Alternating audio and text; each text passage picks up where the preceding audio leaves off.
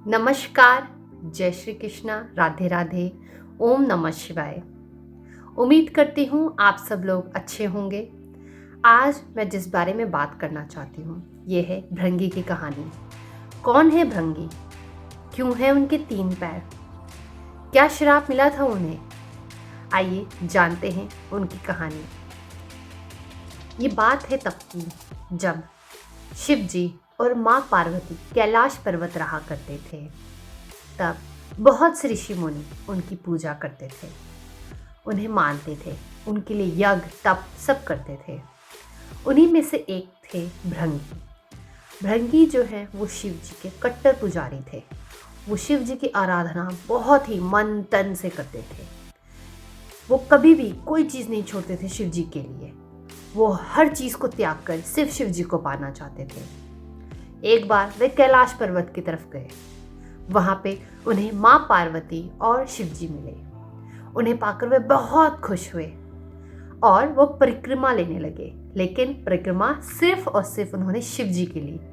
माँ पार्वती जी की उन्होंने कोई परिक्रमा नहीं ली। ये देखकर माँ पार्वती जी को थोड़ा गुस्सा आया। उन्होंने भृंगी को कहा कि भृंगी, आप सिर्फ शिव जी की परिक्रमा ले रहे हैं, पर साथ में तो मैं भी बैठी हूँ। मेरी परिक्रमा क्यों नहीं ले रहे हो आप? भृंगी ने कहा कि मैं शिव जी का पुजारी हूँ, मैं सिर्फ शिव जी की पूजा करूँगा क्योंकि शिव जी से ऊपर कोई नहीं है। माँ पार्वती ने उन्हें समझाया, नहीं, ऐसा कुछ नहीं है। शिव जी की शक्ति हूँ मैं, उनका आधा हिस्सा हूँ मैं। तो जब भी तुम परिक्रमा लो, हम दोनों की लो। भृंगी ने उनके सामने हाँ तो कर दिया, लेकिन उनके अंदर सिर्फ और सिर्फ शिव जी की ही आस्था थी। एक बार की बात है, माँ पार्वती और शिव जी एक रूप में आ गए। जब वो एक ही शरीर में थे तब परिक्रमा लेनी थी भृंगी को उनकी। उन्होंने देखा पार्वती और शिव जी आदि बने हुए हैं, अब परिक्रमा कैसे ली जाए? तो उनके मन में विचार आया, क्यों नहीं मैं एक मधुमक्खी बनके सिर्फ और सिर्फ शिव जी की परिक्रमा ले लेता हूँ। तो उन्होंने वैसा ही किया। वो मधुमक्खी बने और शिव जी की परिक्रमा कर ली उन्होंने। ये बात माता पार्वती जी को इस बार बहुत ज़्यादा बुरी लग गई। उन्हें बहुत गुस्सा आया।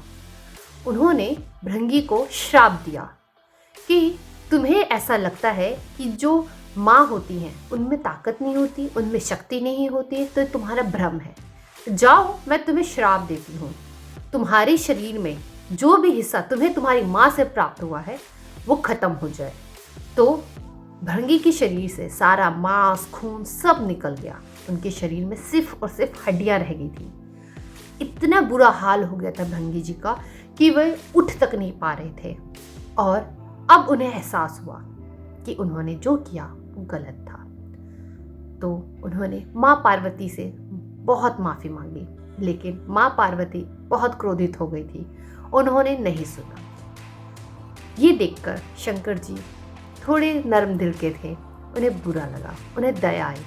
उन्होंने भृंगी को एक और पैर दिया जिससे वो खड़े हो सके, चल सके।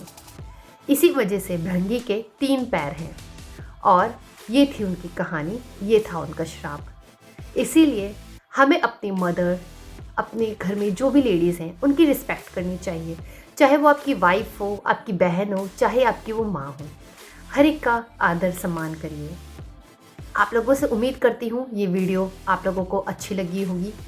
मेरे चैनल को लाइक करें, शेयर करें, सब्सक्राइब करें और ओम नमः शिवाय कमेंट करना मत भूलिएगा। अंत में thank you so much for watching this video.